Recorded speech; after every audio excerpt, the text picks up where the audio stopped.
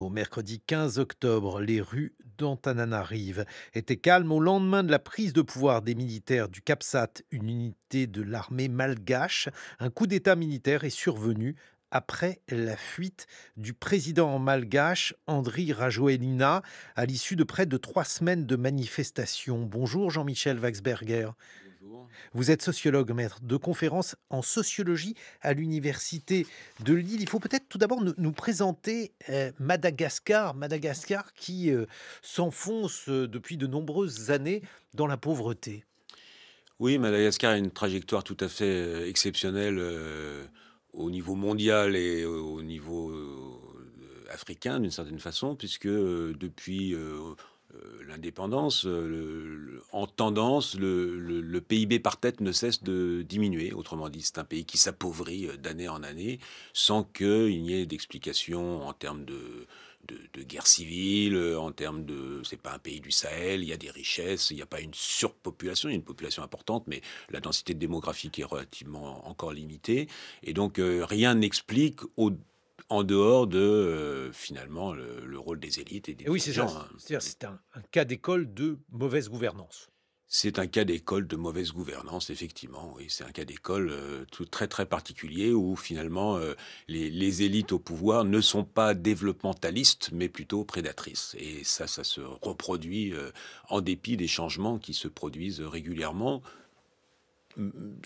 souvent à la suite d'un mouvement populaire. Et c'est dans ce contexte-là qu'arrivent donc ces mouvements sociaux dits Gen Z. Qu'est-ce que ça veut dire? De quoi sont-ils composés, Jean-Michel Waxberger? Alors la Gen Z, c'est d'abord une invention de communicants. Sociologiquement, ça n'a pas un sens énorme, mais là, on s'aperçoit qu'effectivement, il se passe quelque chose au niveau mondial et qu'a gagné Madagascar, c'est qu'ils ont une capacité d'organisation et de mobilisation via les réseaux. Et je pense que le mouvement à Madagascar s'est très fortement inspiré de ce qui s'est passé à Katmandou. Et ils reprennent les images, les éléments, les méthodologies de cette mobilisation. Et ça a permis effectivement là quelque chose de très important, c'est-à-dire une mobilisation par les jeunes et pour eux. Et pour eux-mêmes, d'une certaine façon, et pas en suivant une élite, mais finalement en défiant l'élite, en réalité. On va entendre l'un de ces jeunes qui a été interviewé il y a peu. Des fois, tu pars de chez toi, il n'y a pas d'électricité, tu arrives au travail, il n'y a pas d'électricité. Et après, quand tu reviens le soir, il y a des fois, il n'y a même pas encore d'électricité. Des fois, l'eau n'est disponible que faire. Imaginez 1 heure du matin. Donc, tu dois te lever vers 1 heure du matin pour remplir ce que tu dois remplir, vu que durant la journée, elle ne sera pas là. Des écoles professionnelles ont dû fermer vu qu'ils ne peuvent pas former leurs étudiants. Par exemple, des écoles de cuisine, des écoles d'informatique, vu qu'ils ont besoin d'électricité. Il y a des petites et moyennes entreprises qui ont dû fermer. Il y a des gens qui en ont profité, hein, et qui ont fait ce qu'ils voulaient faire, c'est-à-dire piller, hein, salir le nom du mouvement. Un jeune donc de cette fameuse Gen Z, bon, qui rencontre des difficultés concrètes du pays, Jean-Michel Waxberger pour Madagascar. Oui, les premiers slogans, c'était vraiment réclamer de l'eau et de l'électricité parce qu'ils souffrent de ce qu'on appelle là-bas le délestage, qui c'est pendant 10, 12 heures par jour des coupures d'électricité, et effectivement qui empêchent toutes les activités, notamment par exemple scolaires, on l'a entendu, universitaires, mais plein d'autres, hein. Et c'est une nuisance considérable. Et finalement, c'est un problème lancinant, le problème de la Jirama depuis des années, mais rien ne se règle. Et ils ont exprimé là un ras-le-bol. Le premier slogan, c'était effectivement on est pauvre, on est malheureux, on veut de l'eau, on veut de l'électricité. Ils ne voulaient pas renverser la table initialement. Finalement, les choses se sont un peu emballées, mais ça finit par être le dégagisme qui s'est imposé. Mais initialement, il suffit de regarder les mobilisations, les types de slogans. Le registre employé, c'est plutôt aidez-nous, on est pauvre, on est malheureux, aspirent à vivre décemment. Et voilà, c'est pas une contestation initialement, c'était pas une véritable contestation politique, même s'il y a un discrédit du politique qui est extrêmement important. Ouais, parce que c'est le retour de scène déjà vu, puisque Andry Rajoelina est arrivé au pouvoir en 2009, donc le nouveau président, dans un contexte similaire. Là aussi, il y avait eu de violentes manifestations qui avaient eh bien, forcé à partir son prédécesseur. Oui, ça ressemble en 2009, effectivement, il y avait eu un mouvement populaire, mais qui soutenait et suivait d'une certaine façon ce Hans Roswell qui apparaissait comme l'homme providentiel. C'était un jeune, c'était un DJ, un organisateur de soirées, il avait conquis la mairie de Tana, et il apparaissait comme celui qui allait renouveler un peu le monde politique. Là, aujourd'hui, c'est très différent parce qu'il n'y a pas de leader et cette jeunesse-là se mobilise pas pour porter quelqu'un au pouvoir. C'est donc justement, c'est ça la grande nouveauté, c'est que c'est une mobilisation par les jeunes et pour la population d'une façon générale, mais sans suivre une élite, au contraire défiant les élites. Mais alors, justement, défiant les élites, mais là aussi, on a l'impression que il n'y a pas nécessairement de solution apportée. Comment les choses se profilent-elles aujourd'hui?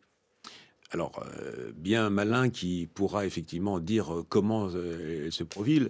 Les Malgaches sont très légalistes. On voit bien ici, on parle de coup d'État, bien entendu, c'est un coup d'État, mais c'est un coup d'État quand même très particulier, comme à chaque fois, c'est-à-dire comme en 2009.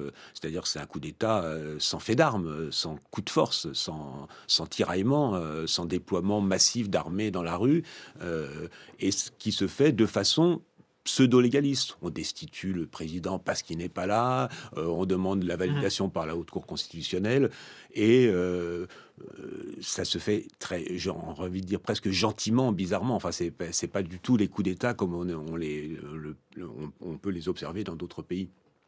Alors, qu'est-ce qui va se passer maintenant? C'est difficile à dire. Moi, je ne crois pas à un scénario à la malienne ou à la burkinabé. Je pense que là, l'armée est de façon déjà assez divisée en elle-même. Et pour l'instant, ils veulent un gouvernement provisoire. Ils disent qu'ils vont instaurer un gouvernement civil. Est-ce que la Gen Z va être incluse? La difficulté, le propre de ce mouvement, c'est que effectivement, ils sont très forts pour se mobiliser et pour faire dégager d'une certaine façon, mais ont-ils les moyens de proposer des gens, une nouvelle organisation, et vont-ils vouloir même peser dans ce processus? Ça, je ne le sais pas. Mais ce qui est très étonnant, c'est qu'on assiste à une situation où, comme on l'a vu, donc il y a des pénuries qui s'expliquent par un sous-investissement chronique. 80% des Malgaches vivent avec moins de 3 euros par jour. Oui, oui, oui, c'est une situation très, très exceptionnelle. Le- c'est aussi un pays, il y a plein de caractéristiques assez étonnantes de ce pays. En fait, c'est un pays sous-aidé, on parle beaucoup de l'aide, c'est un pays sous-aidé, mais c'est un pays avec un État extrêmement réduit, qui est, par exemple, véritable paradis fiscal pour les entreprises sur place qui sont très très peu imposées. Donc l'État ne cherche pas à augmenter ses recettes. L'aide publique, elle n'arrive pas forcément de façon en grande quantité parce que c'est pas une priorité, mais c'est aussi parce que l'attractivité de l'aide est relativement limitée, la possibilité de décaisser, le suivi de ce qui est fait n'est pas évident, et donc il y a un petit groupe élitaire qui se partage les richesses, et ce petit gâteau suffit largement, et il ne cherche pas forcément à le faire grossir. La responsabilité de la France, selon RFI, le président Andry Rajoelina a été exfiltré grâce à un avion militaire français. C'est ce que révélerait RFI. Il y a toutes les chances que ce soit vrai. Bon, Et c'est qu'est-ce que ça veut dire? Comment expliquer l'implication française là-dedans? Emmanuel Macron a fait part de sa grande préoccupation, je cite. oui, alors c'est un peu... évidemment, c'est une ancienne colonie française, donc il y a des liens très forts. Les bailleurs sont une bonne partie. L'Agence française de développement est un bailleur important de Madagascar. Le président et a une double nationalité. C'est d'ailleurs pour ça qu'il a été contesté. On a découvert qu'il avait pris la nationalité là, quand il avait été mis sommé finalement de ne pas se représenter aux élections. Il était venu en France et il a pris la nationalité française. Donc il est français. Je ne sais pas.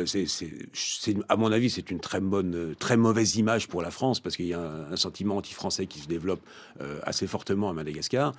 Et ça ne me paraît pas être un bon signe adressé à la population malgache. Bon, maintenant, c'est donc une junte militaire qui va prendre le pouvoir. Généralement, les juntes militaires en matière de développement ne sont pas extrêmement capées.